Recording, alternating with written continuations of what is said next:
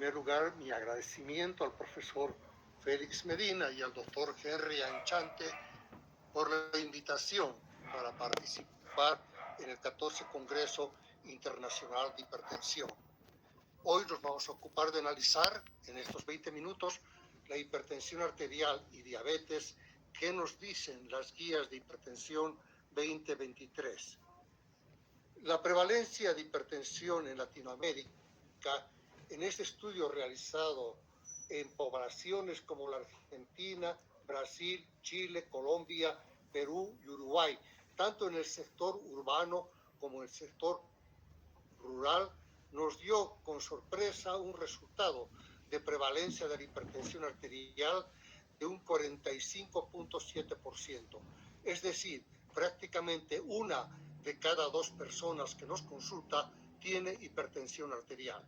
Y sabemos que la presión arterial alta fue la causa de muerte prevenible más importante a nivel mundial en 2016. Y lamentablemente se prevé que siga siendo la causa de muerte prevenible más importante para el 2040. Además, la hipertensión contribuyó a 10.8 millones de muertes cardiovasculares y 11.3 millones de muertes en 2021. Esto significa que aproximadamente cada día mueren 30.000 personas por hipertensión arterial. Además, está asociada con más de 200 millones de personas que desarrollan discapacidad cada año, como consecuencia de secuelas de un accidente vascular cerebral no fatal, de complicaciones cardiológicas, alteraciones renales o enfermedad vascular periférica. Por eso mismo, el objetivo actual en las guías para bajar la presión arterial es por debajo de 140-90 milímetros de mercurio para todos. En lo posible y lo ideal sería bajar por debajo de 130-80 milímetros de mercurio si se tolera. Porque en este momento lo importante va a ser, de acuerdo a las guías actuales, bajar lo más pronto la presión arterial, rápidamente y tener un control adecuado de la misma. Para ello vamos a tener que utilizar generalmente una terapia dual, porque con monoterapia es muy difícil que bajemos pronto y rápido.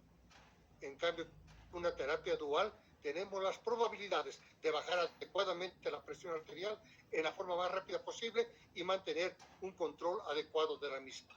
Porque sabemos que al bajar la presión arterial disminuimos sustancialmente el riesgo de accidente vascular cerebral, de infarto de miocardio y de insuficiencia cardíaca. Y de acuerdo al estudio PURE, realizado en más de 155,000 personas en 21 países de escasos recursos, de recursos medios o de recursos altos, la hipertensión constituye el primer factor de riesgo de enfermedad cardiovascular y el primer factor también de riesgo de accidente vascular cerebral.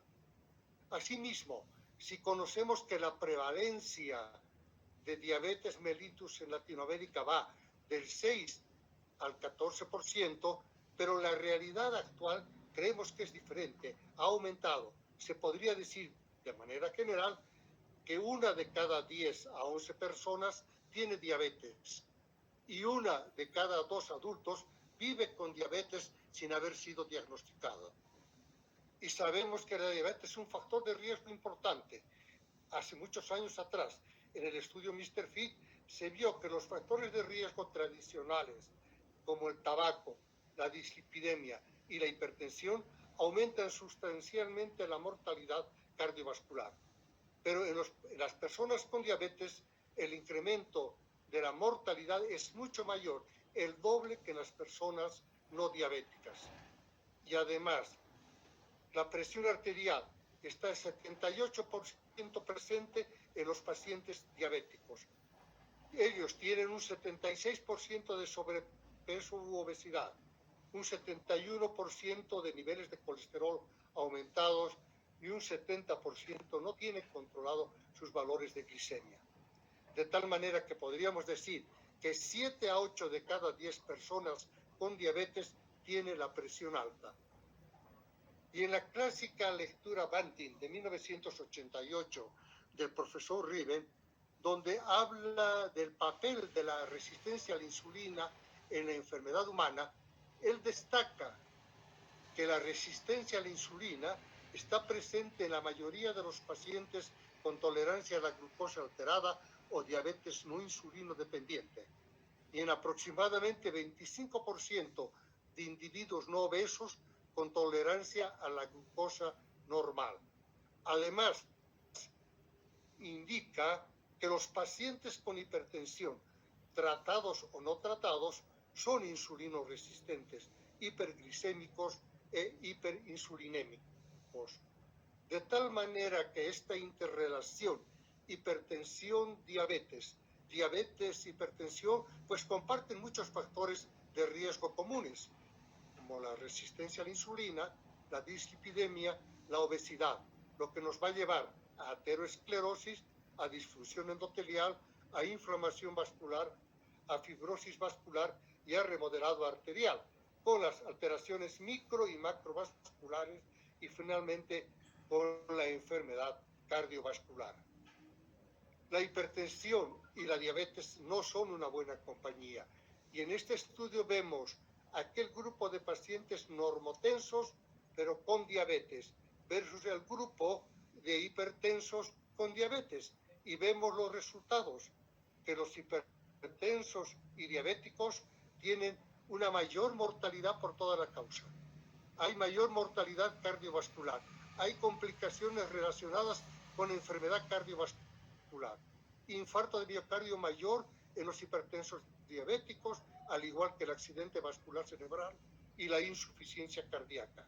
Y sabemos por el estudio SHIST-EO y el HOT que si bajamos 10 milímetros de mercurio la presión arterial, vamos a tener una reducción del 20% de eventos cardiovasculares. Pero en los pacientes diabéticos, el tratamiento antihipertensivo reduce los eventos cardiovasculares el doble que en los no diabéticos. Bien, ¿y cómo vamos a manejar la hipertensión arterial?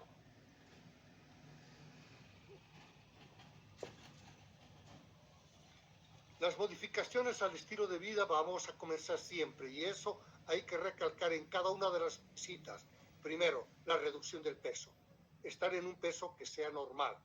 Dieta saludable, ya sea dieta DASH o dieta mediterránea. Reducción de la ingesta de sodio, de sal, la actividad física y el consumo moderado de alcohol. Por supuesto, cero de cigarrillo. Cumpliendo estos requisitos, se puede reducir la presión arterial sistólica aproximadamente entre 4 a 20 milímetros de mercurio.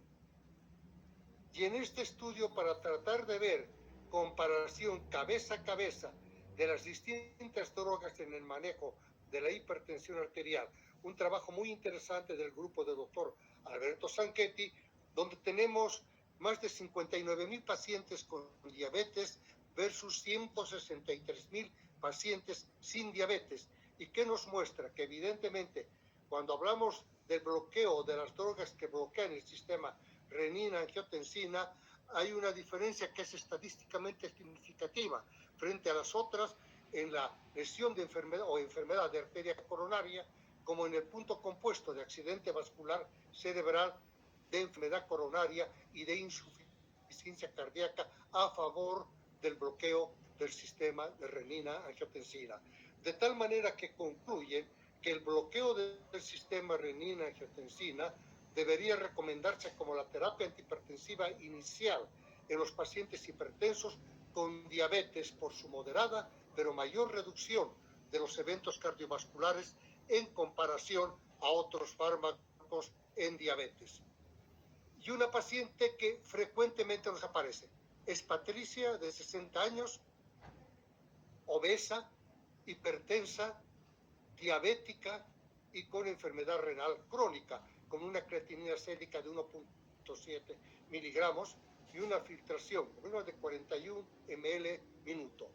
Una paciente que está recibiendo tratamiento en base a losartán, furosemida, amlodipina, atorvastatina y metformina. ¿Qué nos dicen las guías al respecto? En primer lugar, paciente diabética, generalmente vamos a ver que nuestros pacientes diabéticos o son de riesgo cardiovascular alto o de riesgo cardiovascular muy alto. En este caso, esta paciente diabética que ya tiene enfermedad renal es una paciente de riesgo cardiovascular alto.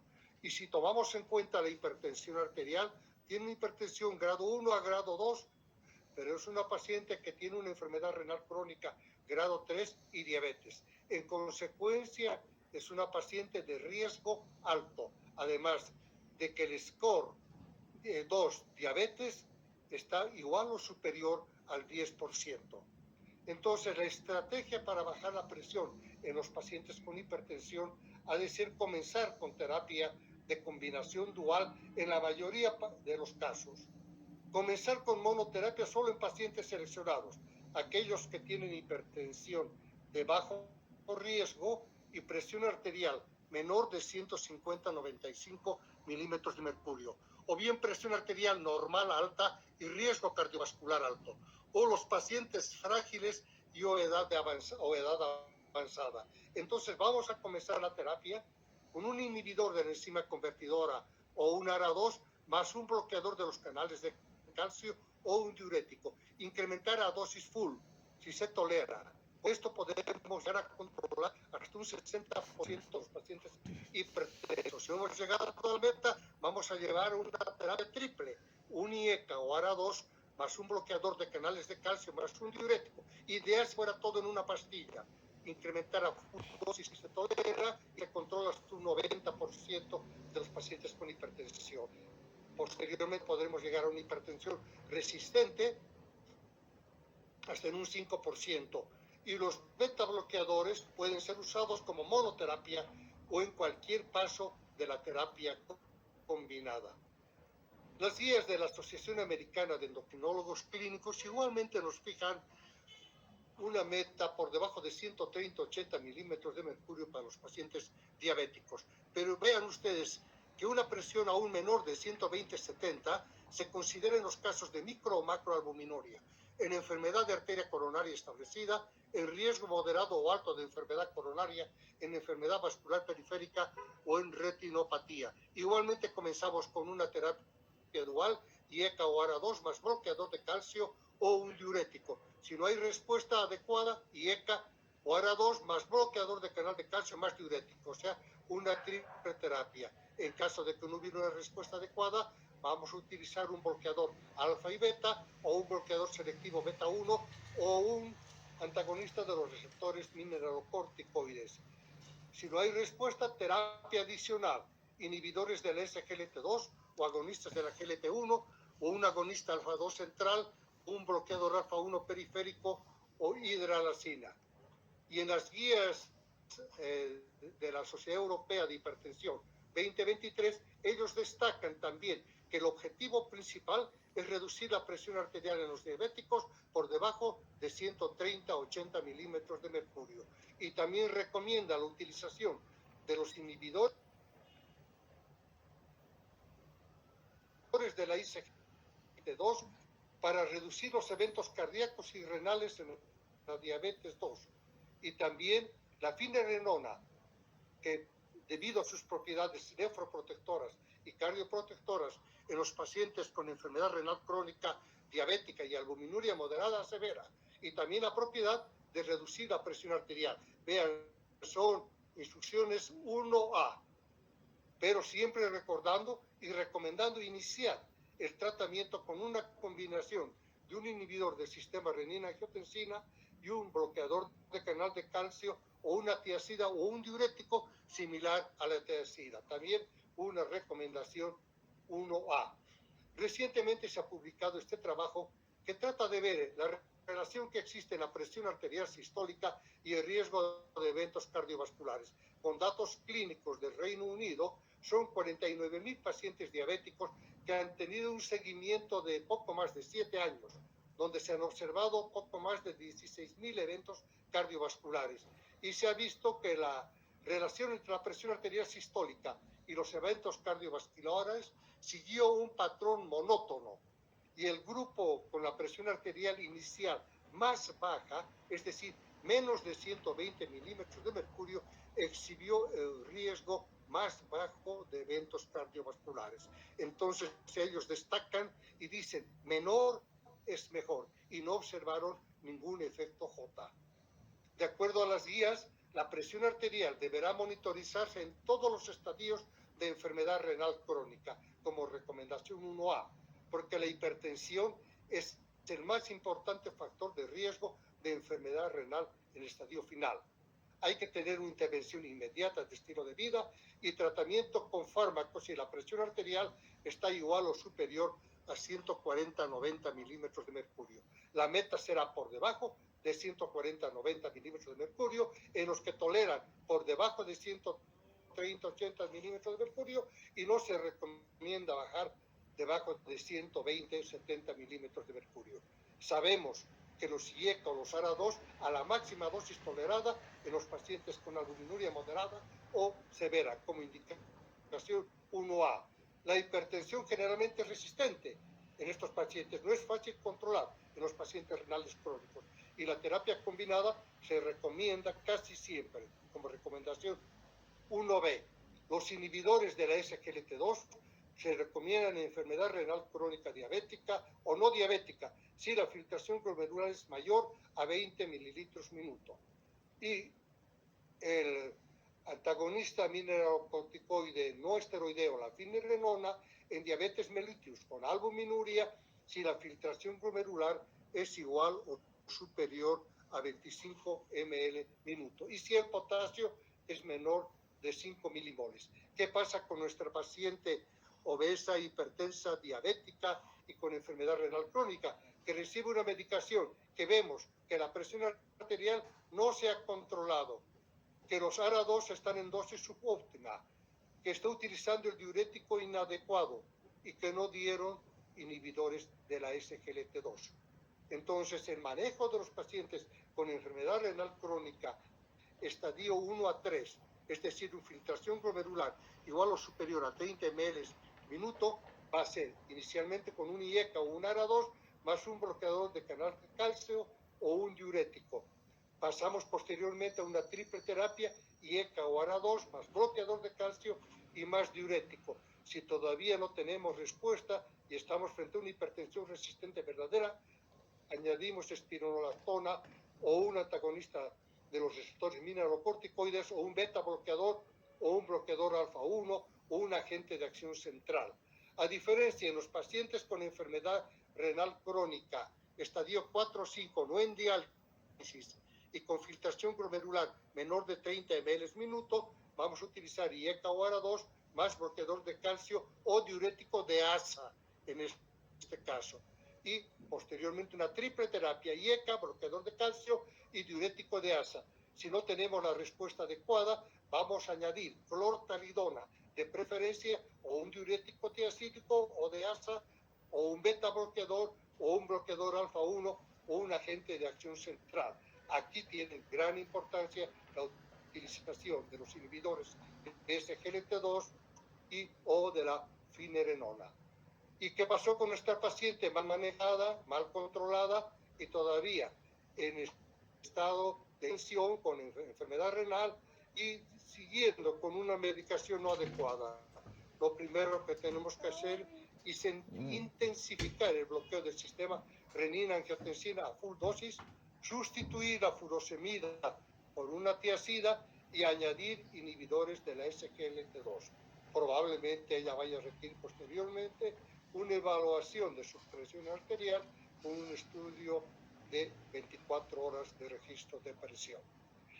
Esto nos motiva ya como puntos prácticos a decir que la hipertensión es común en pacientes con diabetes e incrementa el riesgo para complicaciones macro y microvasculares, que la detección y evaluación de la eficacia del tratamiento de la hipertensión en esta población es imperativo, que actualmente las guías recomiendan una meta de presión arterial debajo de 130-80 milímetros de mercurio, que las modificaciones del estilo de vida son importantes y deben abordarse en cada visita, y se recomienda la terapia farmacológica combinada en una tableta para lograr la meta de presión arterial. Los bloqueadores del sistema renina-angiotensina siguen siendo un pilar de la terapia en pacientes con diabetes, especialmente aquellos con albuminuria y o enfermedad renal crónica. Se recomienda el empleo de los inhibidores de la SGLT2 y de la finerenona. Y los regímenes de tratamiento deben adaptarse a cada paciente según la tolerabilidad y la consideración de las comorbilidades. Muchas gracias por su atención.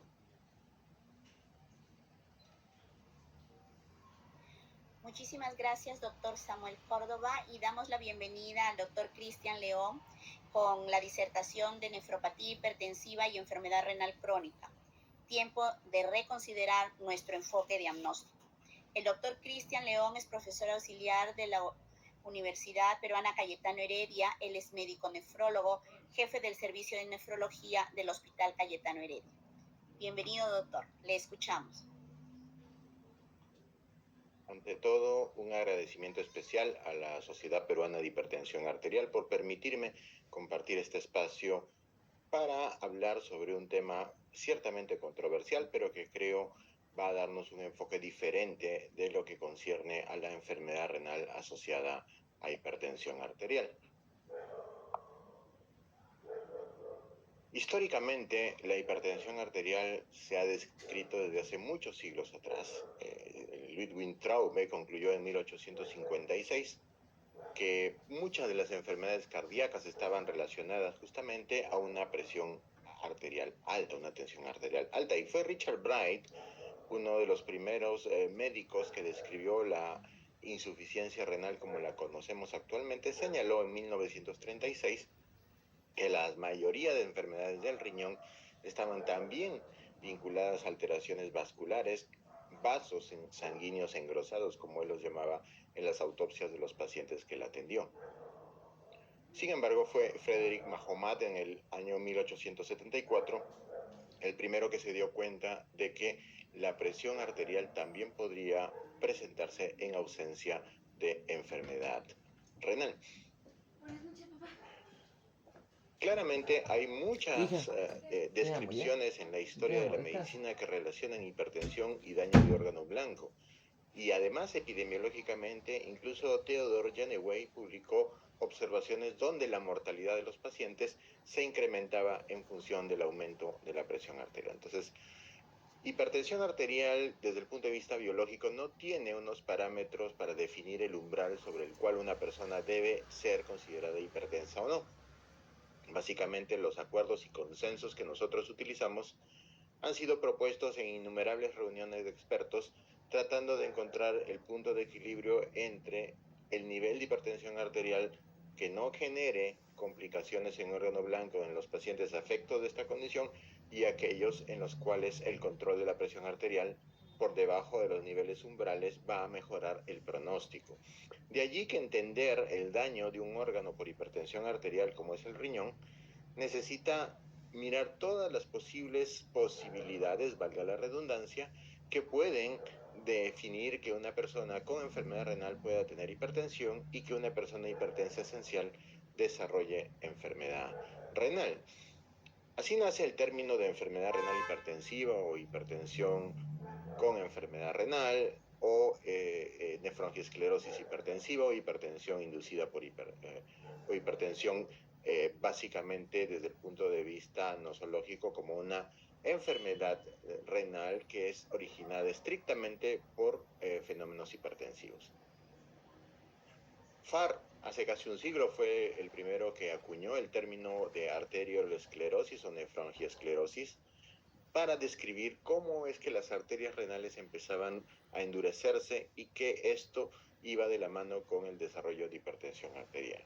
Pero fue Volhard, en un tratado sobre la enfermedad renal, la enfermedad de Bright, introdujo en una sección que la tercera forma monosintomática de esclerosis renal se caracterizaba justamente por hipertensión con crecimiento del corazón, hipertrofia cardíaca y además una esclerosis primaria de los vasos renales. Así que a él le podemos atribuir esta denominación. La pregunta que surge es si hipertensión arterial es una causa de enfermedad renal en todos los casos donde hemos diagnosticado enfermedad renal por hipertensión ¿O es la hipertensión un signo, una forma de presentación más de un paciente que tiene una enfermedad renal primaria? Presento aquí, por ejemplo, una biopsia de un adulto mayor sano. Sano en el sentido de que no tiene antecedentes comórbidos como hipertensión o como diabetes. Y podemos ver aquí muchas de las alteraciones histopatológicas que acompañan a la nefrangiosclerosis hipertensiva. La esclerosis periglomerular, la vaporización glomerular, pero principalmente la esclerosis arteriolar, que es uno de los hallazgos sine qua non para describir los cambios inducidos en la microvasculatura del riñón por hipertensión. Pero este paciente no tiene hipertensión, por lo tanto, es muy difícil asignar desde el punto de vista clínico e histopatológico características patognomónicas de hipertensión y daño renal. Lo que sí es claro es que cuando se presenta la nefrangiosclerosis hipertensiva, todos los compartimentos del riñón se afectan. Me refiero estrictamente a que se comportan como alteraciones tanto de la corteza como de la médula, es decir, los glomérulos se comprometen, la médula con el sistema túbulo intersticial se compromete, y lo que vamos a ver en el sistema glomerular, sobre todo principalmente en las arterias periglomerulares, es este engrosamiento intimal de la íntima, valga la redundancia, de las arterias de los capilares peritubulares y de las arterias de los capilares periglomerulares. Entonces vemos cómo la elástica interna se engrosa, se ensancha, la íntima claramente tiene una hipertrofia intimal marcada que va comprometiendo paulatinamente la luz del vaso sanguíneo. Entonces lo que pasa en la parte de la corteza, sobre todo en los glomérulos renales, pero en el intersticio, que normalmente tiene una distribución como la que mostramos aquí en la diapositiva, los túbulos están pegados unos con otros, back to back, espalda con espalda, y las células tienen un citoplasma amplio y eosinófilo y se ve claramente el ribete en cepillo, cosa que no pasa en el intersticio, no solamente de hipertensión, sino una gran cantidad de enfermedades renales con compromiso tubulo-intersticial. Vemos la separación entre túbulos, la inflamación en el intersticio, que acompaña, por ejemplo, en el caso del gráfico de la derecha, la esclerosis glomerular global. Entonces, hipertensión, repito, puede dar una gran cantidad y una gran variedad de manifestaciones histopatológicas que, en algunos casos, repito, no son necesariamente patognomónicas de hipertensión arterial. Entonces, ¿de dónde nace la duda certera de que no hay una relación completamente directa entre la hipertensión y la enfermedad renal, y que la gran mayoría de pacientes con enfermedad renal por hipertensión arterial probablemente estén sobrediagnosticados? Estas consideraciones son que hay muchas lesiones vasculares comunes a la hipertensión, independientes de la hipertensión, en cualquier otra enfermedad glomerular, en cualquier otra nefropatía. Y estas lesiones vasculares, en el contexto de, por ejemplo, una nefropatía membranosa, una glomerulosclerosis focal y segmentaria, tienen implicancias pronósticas, a pesar de que no sean, desde el punto de vista etiopatogénico, la causa del daño renal. Y muchas veces incluso las lesiones vasculares que uno puede apreciar en las biopsias de riñón son lesiones que preceden a la hipertensión arterial, lo que claramente demuestra que no se necesita en algunos casos una hipertensión manifiesta y sostenida para generar estas alteraciones en el riñón. Por ende, definir enfermedad renal inducida por hipertensión significa que la mejor definición es aquella donde el daño renal se debe única y exclusivamente a la hipertensión, cosa difícil de demostrar desde el punto de vista fisiopatológico y etopatogénico. Por lo tanto, se pone en cuestión y en duda si es realmente la hipertensión arterial la segunda causa de enfermedad renal crónica con necesidad de terapia de reemplazo renal. Enfermedad renal inducida por hipertensión teóricamente se caracteriza por hipertensión crónica, retinopatía hipertensiva, hipertrofia ventricular izquierda, proteinuria subnefrótica y disfunción renal progresiva, pero cuando uno mira críticamente cada una de estas características, pues todas ellas también pueden ser características de otras nefropatías, no necesariamente vinculadas a hipertensión esencial. Y cuando uno ve la fisiopatología, sobre todo la pérdida de la autorregulación renal inducida por hipertensión, vamos a ver que en el contexto fisiopatológico lo que predomina es un tono arterial aferente alterado por el efecto miogénico. Hay una alteración de la retroalimentación glomérulo-tubular o túbulo-glomerular.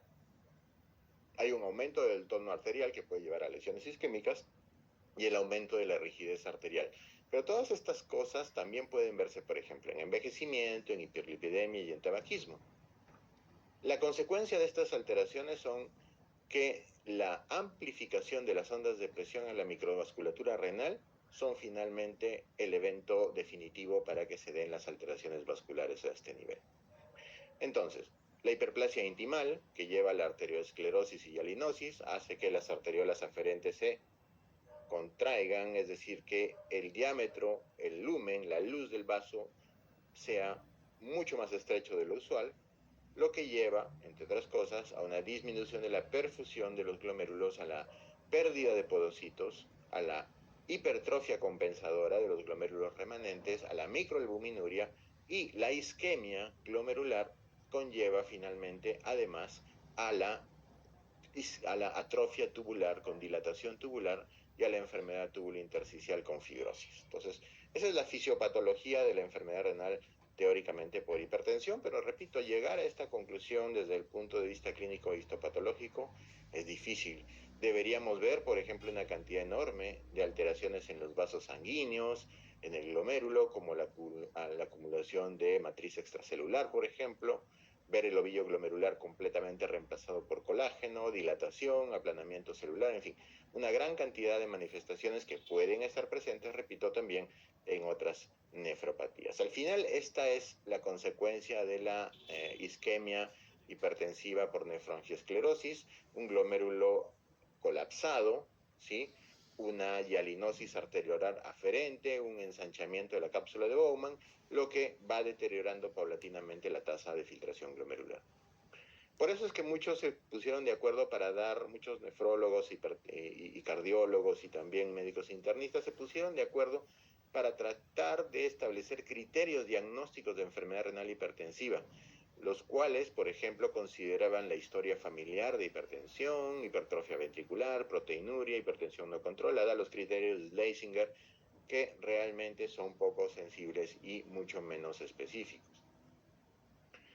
Lo que sí está claro es que en el contexto de un paciente hipertenso de reciente diagnóstico, si es que es un menor de 55 años, con una hipertensión de reciente instalación, con una proteinuria subnefrótica, con injuria renal o insuficiencia renal de rápida evolución y asimetría renal, o con ausencia de otras lesiones en otros órganos, necesita claramente descartar otra enfermedad. Hablamos hace un momento sobre las características histopatológicas. Sin embargo, vuelvo a repetir que estas características también son comunes a otras nefropatías. Entonces, finalmente, si es que muchas de las características clínicas e histopatológicas son comunes a la enfermedad renal hipertensiva y otras nefropatías, ¿cómo finalmente podemos determinar si la enfermedad renal de un paciente corresponde o no a hipertensión o a otra enfermedad? Cuando uno mira los aspectos epidemiológicos de la enfermedad renal hipertensiva, teóricamente confirmada por biopsia renal, las prevalencias son mucho menores de las que actualmente se reportan. Por ejemplo, se reporta una prevalencia de entre el 1 al 8% en pacientes adultos mayores y entre 6 a 27% en pacientes en diálisis. La cohorte china, por ejemplo, y japonesa, reporta una cantidad mucho menor de hipertensión arterial y enfermedad renal que lo que reporta la población europea y norteamericana, principalmente la población de raza afroamericana. Y el otro gran detalle, o el otro gran problema de definir alguna de estas condiciones es lo siguiente. No existe una correlación directa entre la carga de enfermedad hipertensiva y la carga de enfermedad renal. Porque teóricamente sí, la hipertensión arterial, como ha ido pasando en los últimos años, ha ido incrementándose en prevalencia, en incidencia, eso también debería conllevar de forma paralela a un incremento de la nefropatía hipertensiva, pero eso no ha pasado. No hay una relación estricta entre la carga de enfermedad por hipertensión y la enfermedad renal hipertensiva. Lo mismo pasa que cuando se diagnostica, por ejemplo, hipertensión arterial de un total de pacientes con enfermedad renal, hay muy poca enfermedad glomerular u otras nefropatías diagnosticadas en desmedro de la nefroangiosclerosis hipertensiva, lo cual realmente deja un poco la duda de si realmente lo que estamos diagnosticando como nefropatía hipertensiva es en realidad otra nefropatía. ¿Será la biopsia entonces la mejor forma de poder definir si un paciente tiene o no nefroangiosclerosis hipertensiva, o debemos ir a un paso más adelante, que es la medicina de precisión, donde no solamente nos enfoquemos en los aspectos clínicos e histopatológicos, sino también en los aspectos genéticos? Se han identificado variantes genéticas de algunos genes, por ejemplo el gen de la polipoproteína tipo 1, que es el más estudiado en pacientes de ascendencia afroamericana, como un factor que puede estar presente en aquellos pacientes con hipertensión esencial y nefropatía hipertensiva de forma definitiva. Otros factores de riesgo, por ejemplo, está el paciente prematuro con oligonefronia, es decir, con una menor cantidad de glomérulos, con un menor número de glomérulos, que hace que el paciente haga una hiperfiltración en los glomérulos remanentes.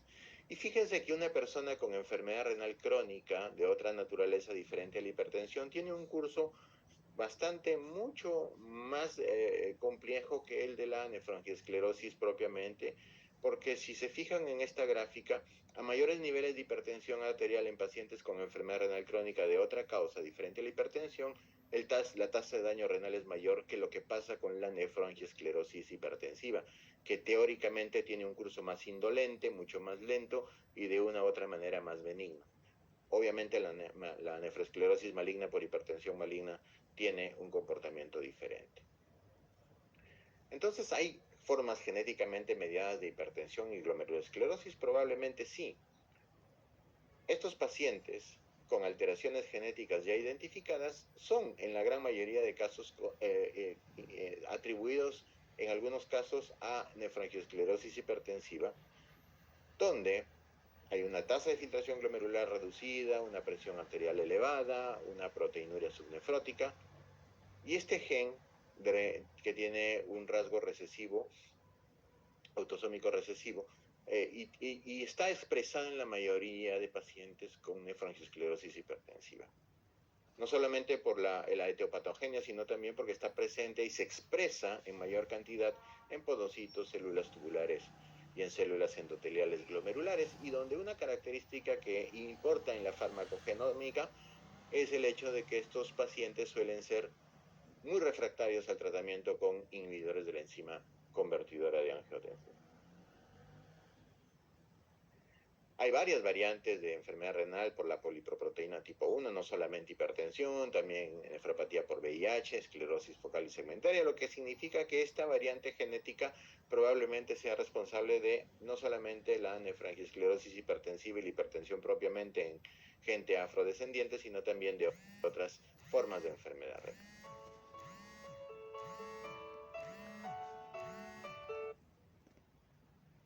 Negra.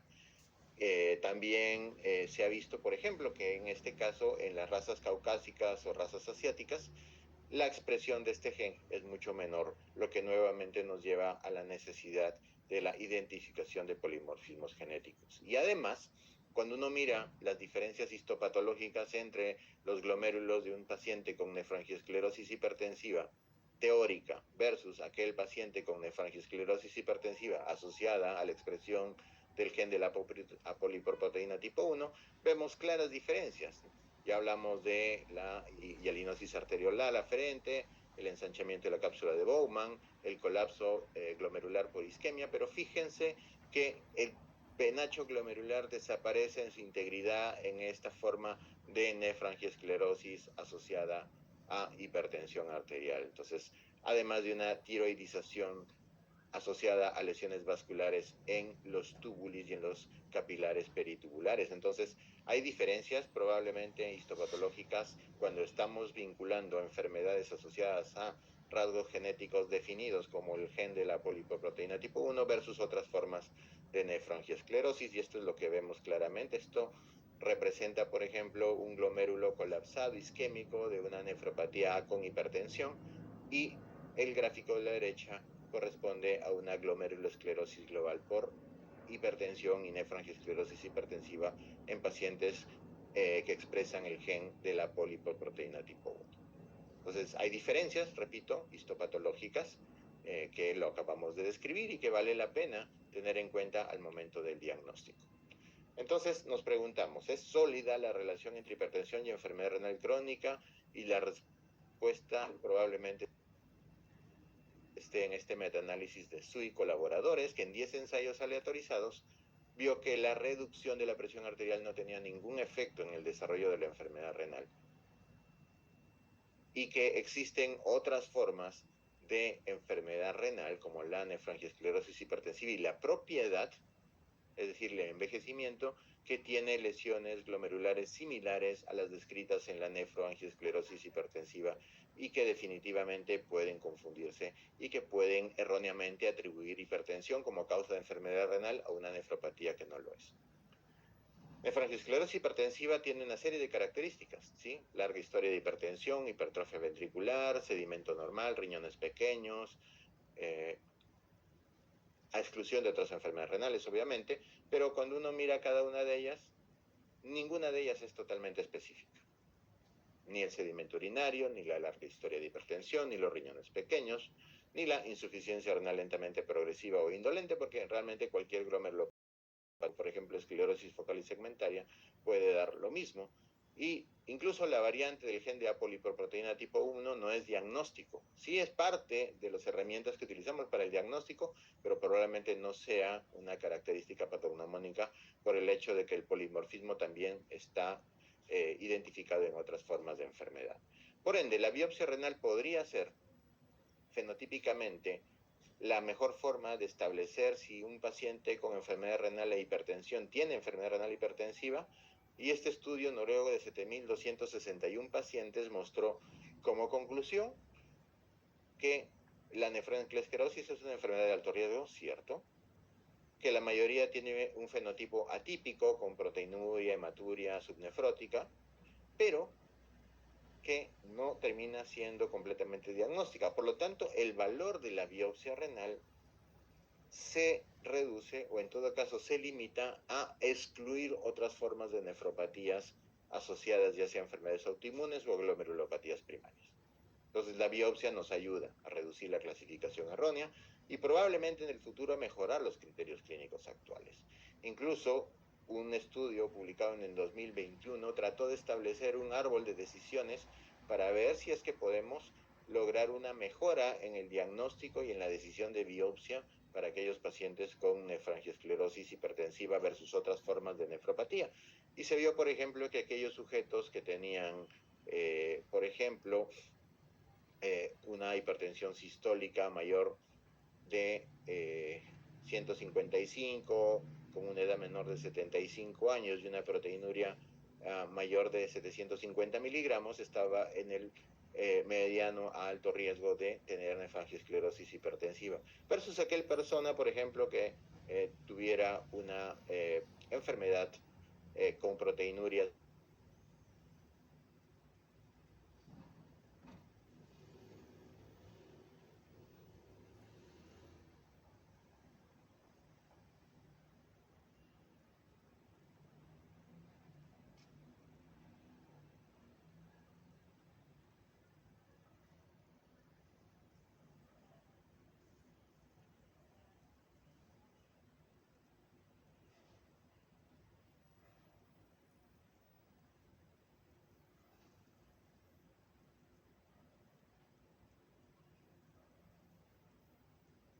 la utilidad clínica definitivamente está claramente en determinar la causa etiológica y etopatogénica de la enfermedad renal en pacientes hipertensos.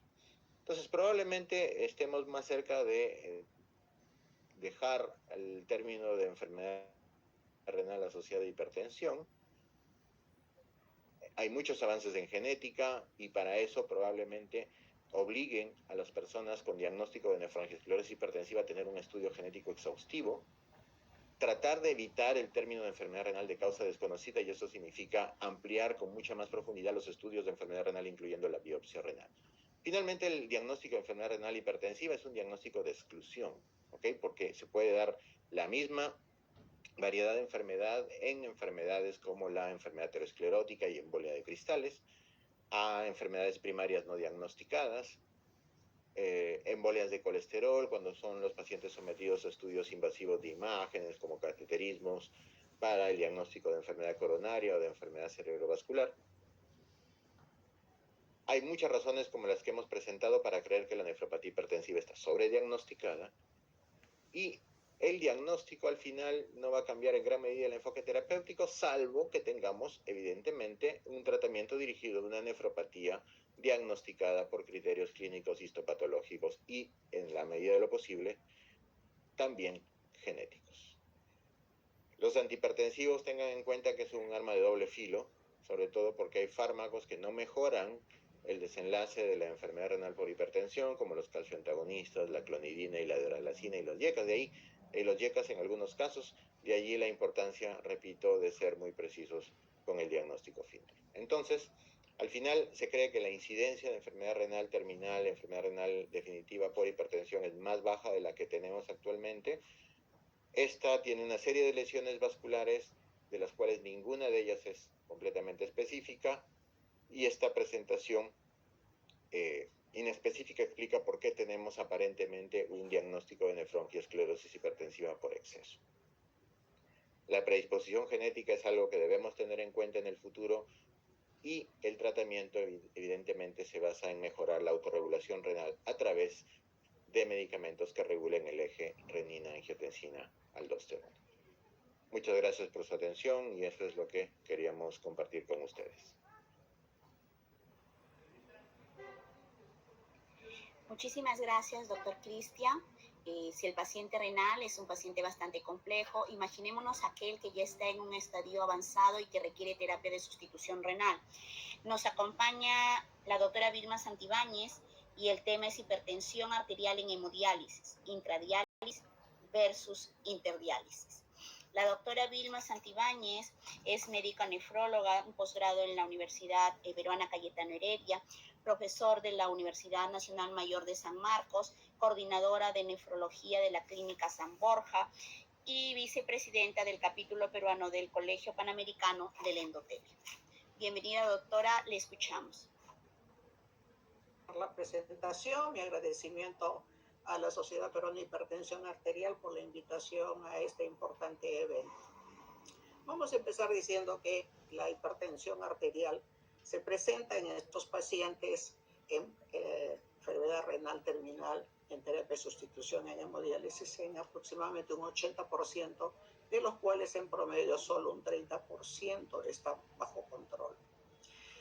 El tema es de que en los pacientes en diálisis con hipertensión tenemos problemas no resueltos, ¿no? Que están en negrita, que son los que vamos a tocar. Los otros temas no son para esta conferencia.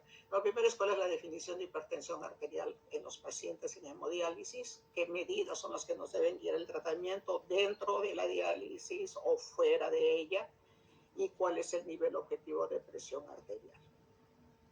Empecemos con la definición. No tenemos hasta el momento una definición, ya que no hay suficiente evidencia para poder hacerlo.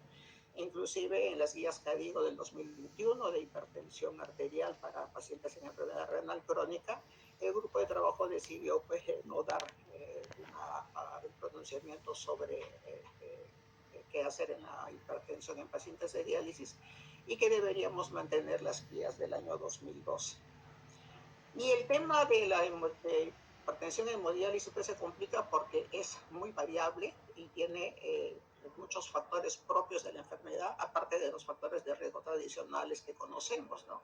Es un paciente que tiene sobrecarga de volumen, y este volumen va siendo manejado durante el procedimiento de diálisis, ¿no?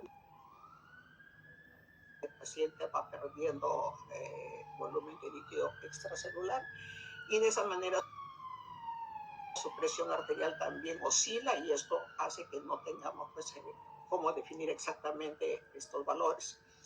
El otro problema es de que hay rigidez arterial, lo cual complica el pronóstico de estos pacientes y hace que tengan más riesgo de eventos cardiovasculares, aparte del envejecimiento propio por la inflamación de esta enfermedad renal crónica que empieza desde estadios tempranos. hay una estimulación muy marcada del sistema nervioso simpático, del sistema renina-angiotensina, una disfunción endotelial marcada, y encima tenemos el efecto de agentes estimulantes de la eritropoiesis, como la eritropoietina, que cuando es puesta por vía endovenosa puede desencadenar con la ayuda de endotelina 1 hipertensión arterial que empieza a la media hora y puede durar hasta 3 horas y que en algunos pacientes puede hacer la diferencia entre hacer un evento o no.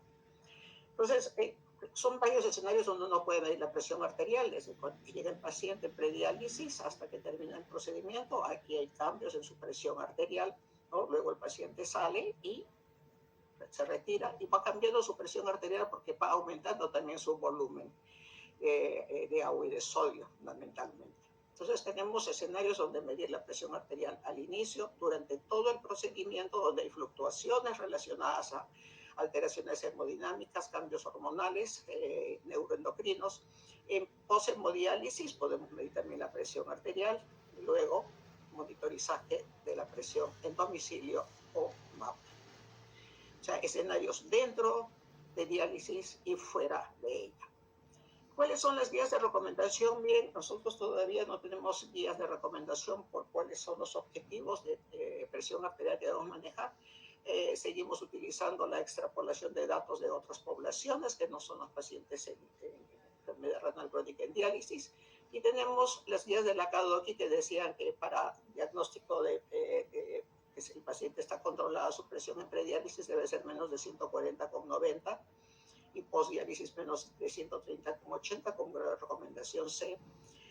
La Asociación Renal del Reino Unido en el 2011 puso las mismas cifras y hace 2 años tuvo una reunión en donde no se hizo ningún comentario al respecto. Y el Consejo Europeo del 2017, donde la recomendación es hacer ensayos clínicos aleatorizados para poder identificar el nivel meta de presión arterial. Sin embargo, tenemos otro cuadro de nuestros pacientes hipertensos en diálisis, que es la hipertensión intradiálisis, o sea, dentro del procedimiento. Han habido varias definiciones, pero la definición en la conferencia controversias de la CADIGO sugiere que debemos considerar hipertensión intradiálisis cuando se eleva la presión arterial más de 10 milímetros desde el inicio de diálisis hasta el término, por lo menos en 4 o 6 sesiones consecutivas, ¿no?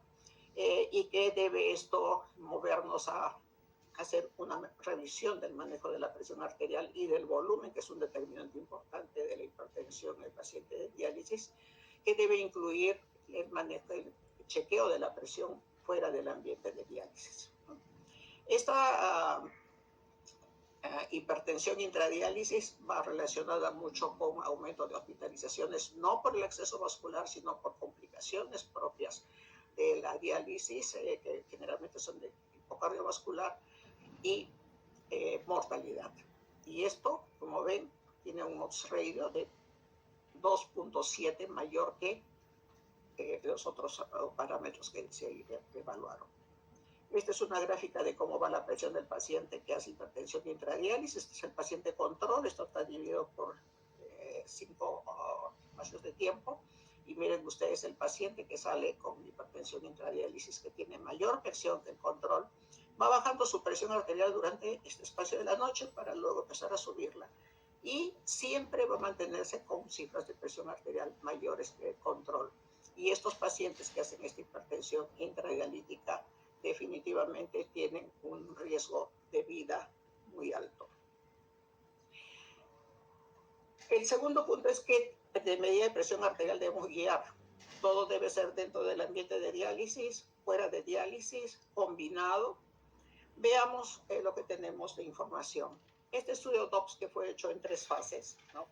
Que se ha hecho el seguimiento de más de 24.000 sujetos en programas de diálisis con establecimientos de Europa, Norteamérica y de casi todo el mundo, en donde se hizo una correlación entre la presión arterial sistólica y diastólica, tanto prediálisis como postdiálisis, y la mortalidad. Y aquí vemos que se tomó como punto de referencia, por ejemplo, aquí 130 con 139. Y lo que llama la atención es que aquí tenemos lo que se llama la epidemiología inversa, es decir, a presiones arteriales menores, como es 110 o 120, 129, la mortalidad es mayor en este punto del valor de referencia. y no existe aumento en la mortalidad en pacientes que están con presiones arteriales por encima de 160.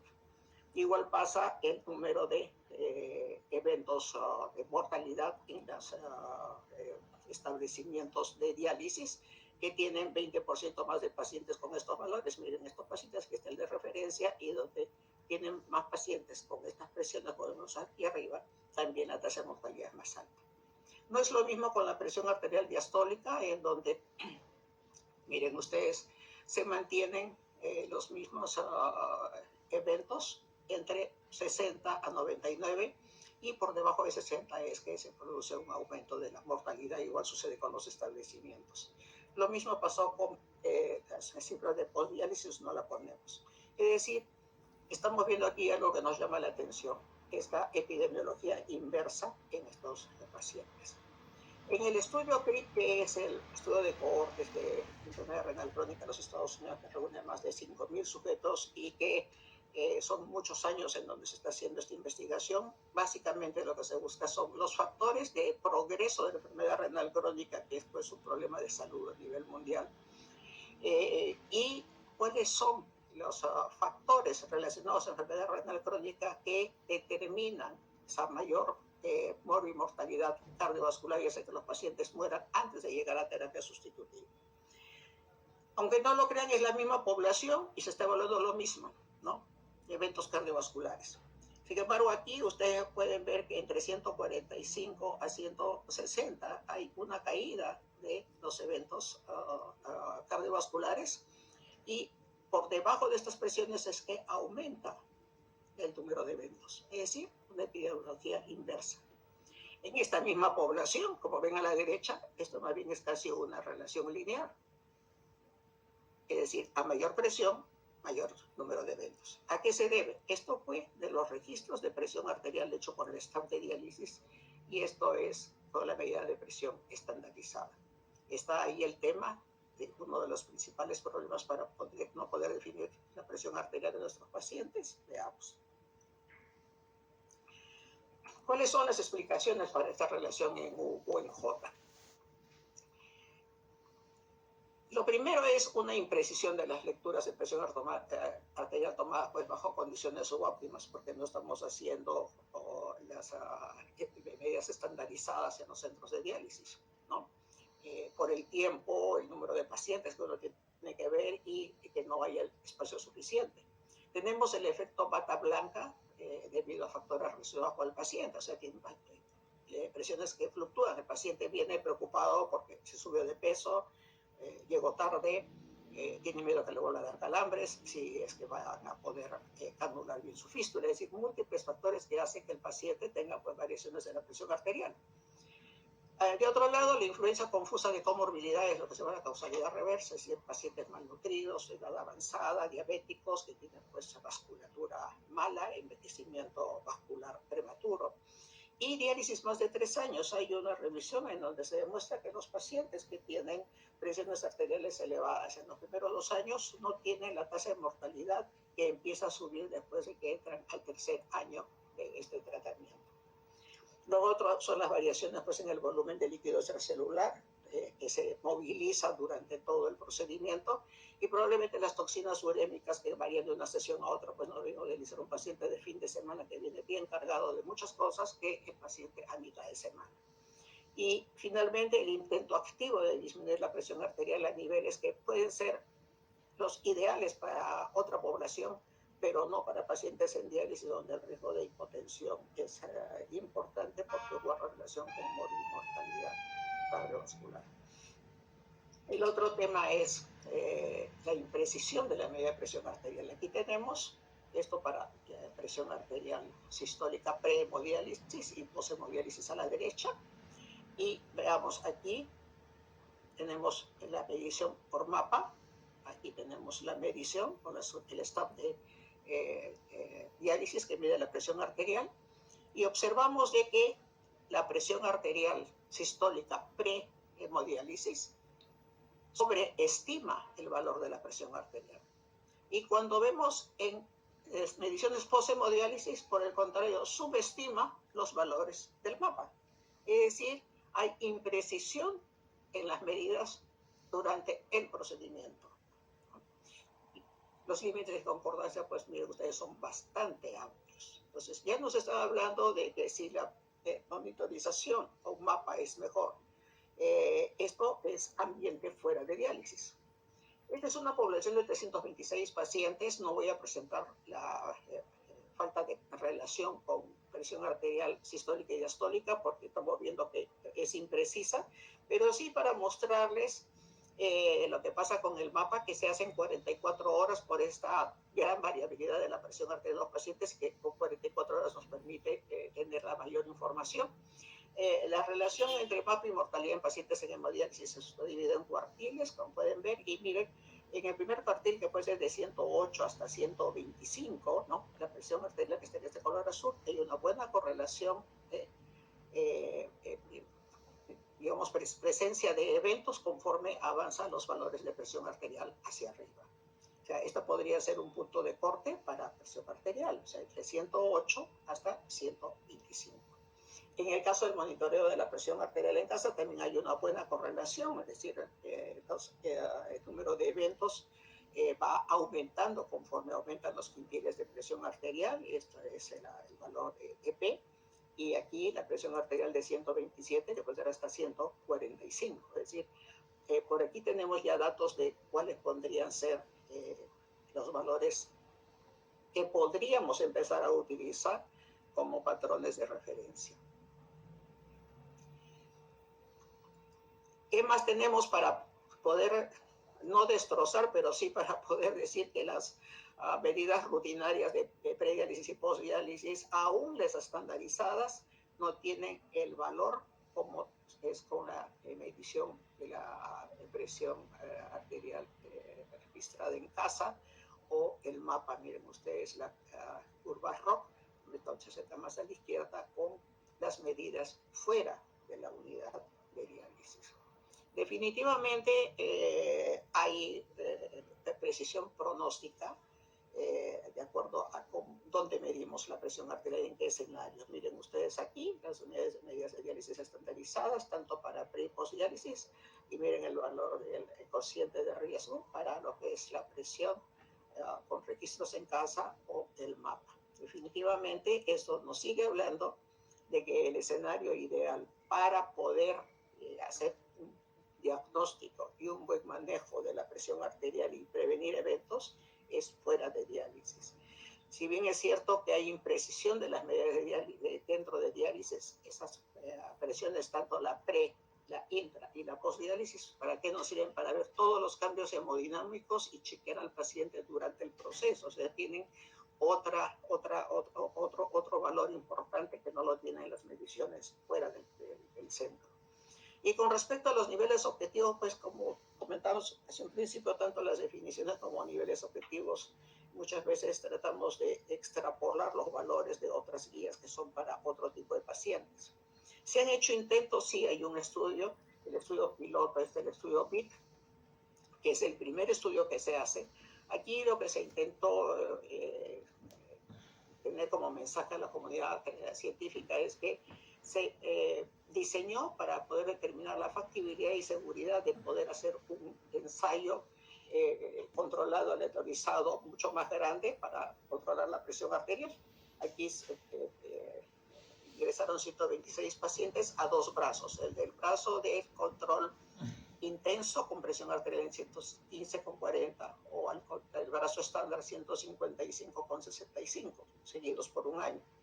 Y como ven, en el brazo estándar casi no se modificó la presión arterial, pero en el brazo intensivo a los 4,5 meses la presión cayó de 160 a 143. Y durante el episodio de observación al año, la presión arterial disminuyó en 12,9. Entonces, definitivamente, hay un cambio en el brazo intensivo, hay una separación que se mantiene.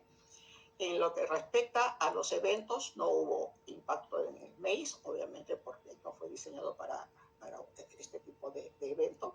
Pero sí, miren, hay modificaciones en hospitalización, trombosis de acceso vascular y esta presión arterial menos de 90, que se llama el nadir 90, ¿no?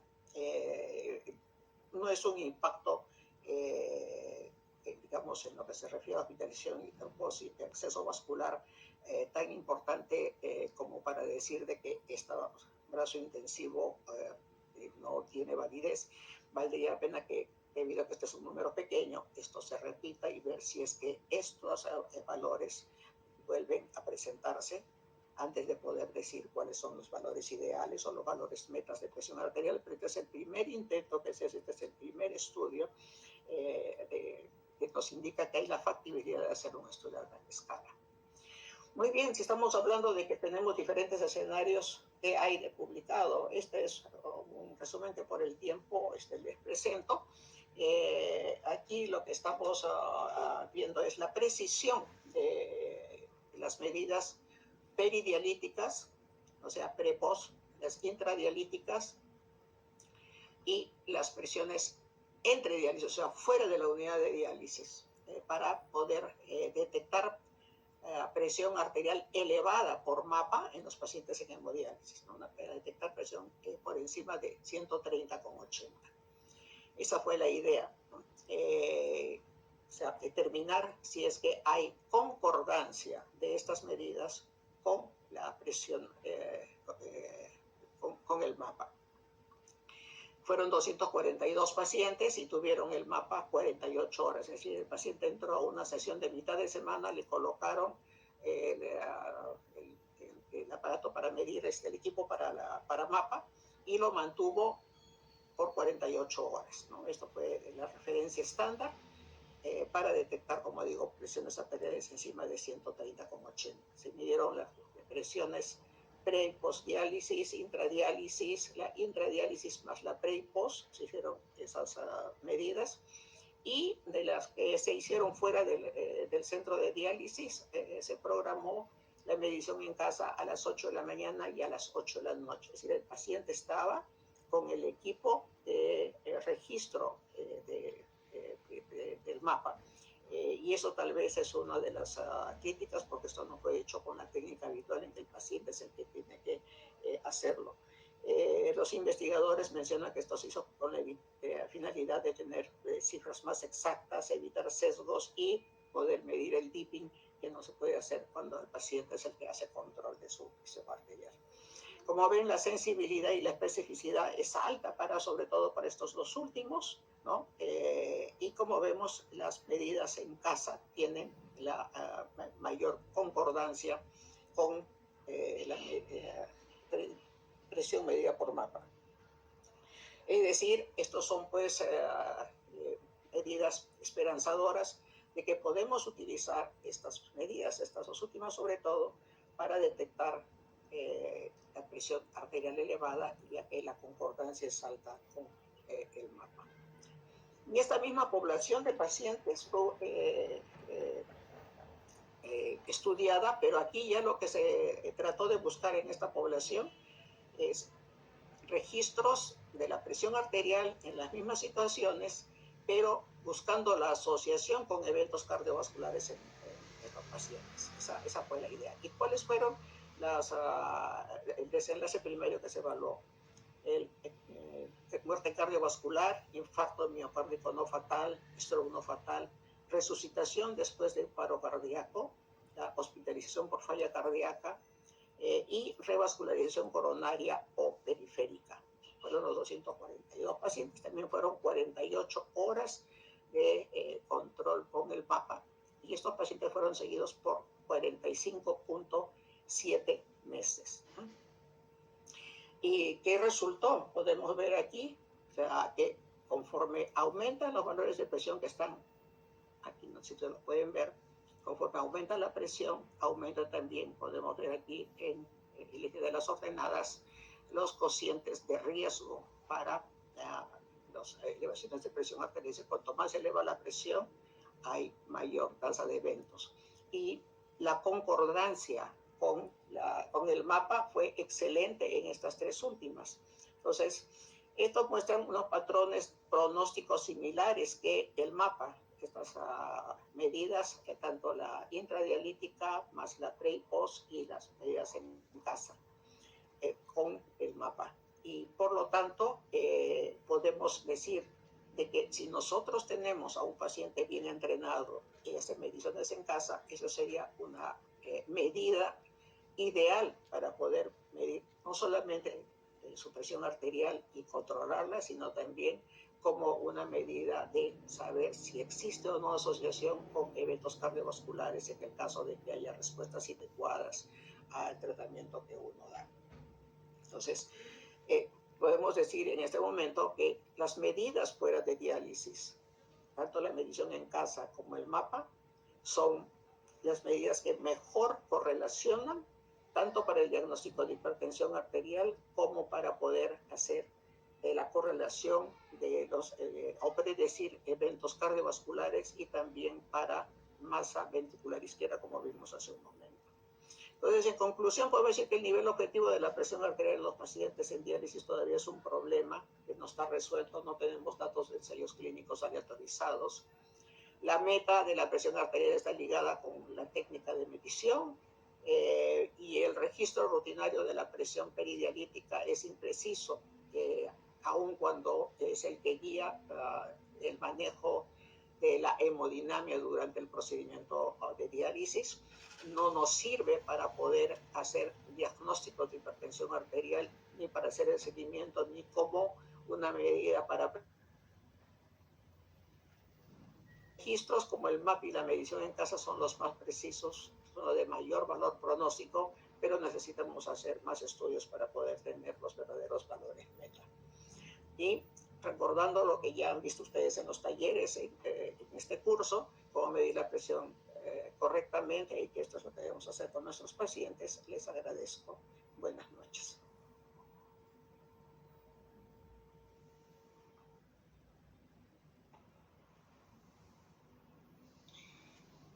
Muchísimas gracias. Invitamos a nuestros ponentes a participar. La doctora Vilma Santibáñez disculpa, un motivo de fuerza mayor de índole personal no le permite en este momento acompañarnos, pero tenemos la presencia del doctor Cristian León. Existen dos preguntas, una de ellas para el doctor Cristian. ¿Qué tal? Buenas noches, Cristian. Nos indica, dada que según la evidencia que has mostrado, la nefroangioesclerosis renal está teóricamente sobreestimada, ¿qué estudios consideras que deberían complementar nuestra evaluación para poder tener un registro adecuado de la etiología por la cual muchos de estos pacientes ingresan a terapias de sustitución renal?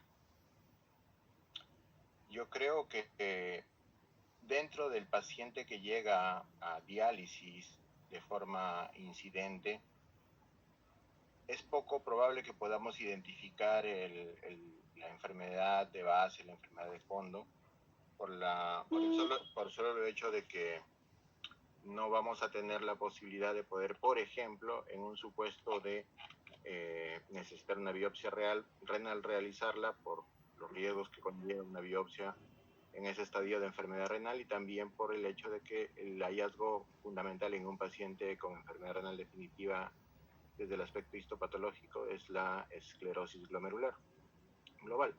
Ahora, en el caso del paciente hipertenso, como ya hemos visto, parece que el diagnóstico de la enfermedad renal va a tener que hacerse utilizando varias herramientas de apoyo.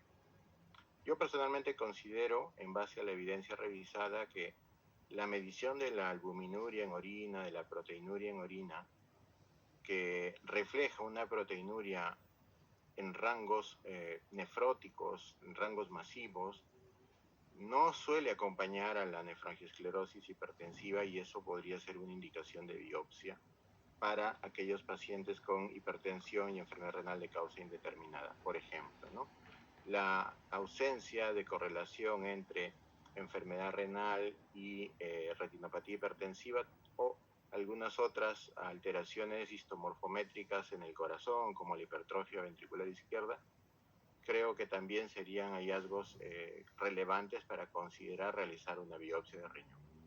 Entonces, me parece que estamos en una era, Miriam, y seguramente tú también estarás de acuerdo conmigo, en que estamos empezando a biopsiar cada vez con más frecuencia a los pacientes para poder identificar la etiología de la nefropatía de base, no solamente con fines diagnósticos, sino con fines pronósticos. Entonces, muchas enfermedades o condiciones clínicas que antiguamente se les atribuía como enfermedades relacionadas a hipertensión, creo que ahora hemos podido, desde el punto de vista clínico, ecográfico, imagenológico y también analítico, poder hacer una biopsia renal diagnóstica y pronóstica con mayor frecuencia. Yo creo que con el tiempo eso va a determinar que la prevalencia de nefroesclerosis hipertensiva probablemente sea menor de la que actualmente está descrita. Entonces, creo que el tema va más o menos por ese sentido.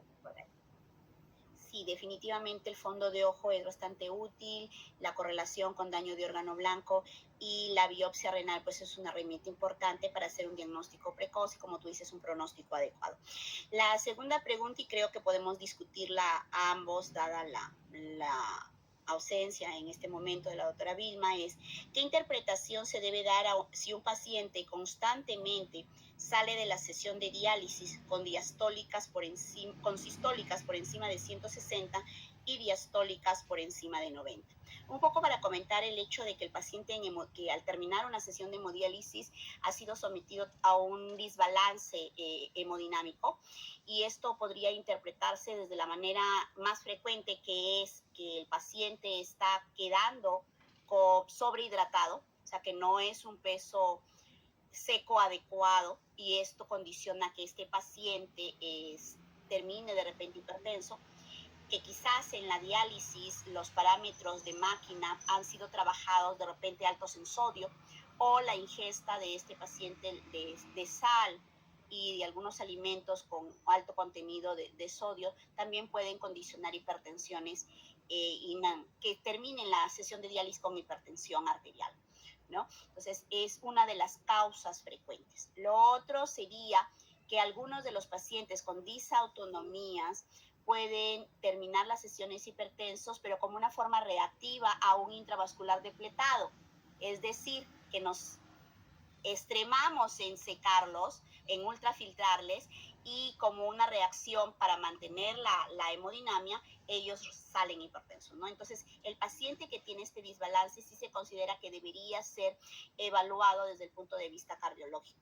En algunos hospitales contamos nosotros a la mano con ecógrafos, que nos permiten quizás al terminar la sesión en este tipo de pacientes poder valorar el diámetro de cava, por ejemplo, y de ver si el intravascular está sobre repleto o depletado, ¿no? Y nos permite de repente tomar algunos ajustes. En algunos lugares hay estudios de bioimpedancia portátiles o que nos permitan algún tipo de estimación de la sobrecarga hídrica que llevan, pero que nos podría dar luces sobre la causa de la hipertensión. ¿Qué comentario te merece, Cristian?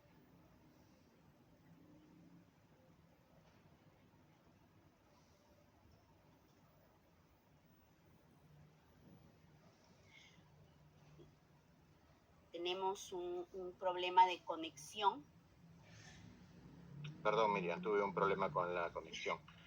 Sí, estoy contigo.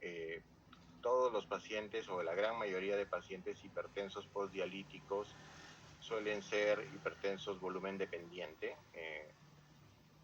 Además de lo que tú has mencionado, hay una herramienta nueva que es la ecografía al pie de cama del paciente, que te puede ayudar a determinar si el paciente realmente está sobrehidratado, congestivo, y que la hipertensión es a predominio de la sobrecarga hídrica.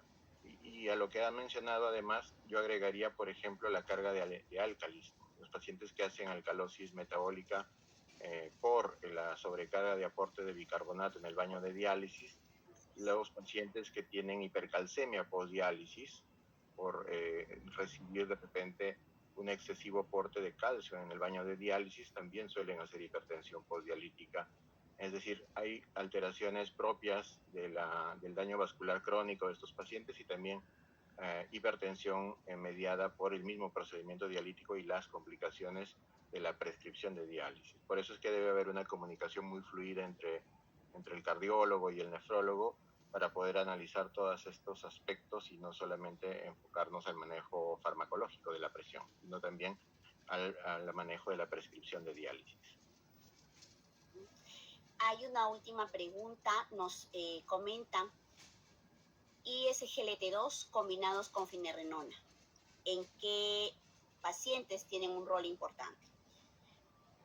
Y cómo evaluar correctamente la albuminuria y la tasa de filtración glomerular, en quienes usar depuración de creatinina y la orina de 24 horas, y en quienes usar los cocientes de albuminuria creatinuria, de acuerdo a las recomendaciones. Y si tenemos algún comentario en relación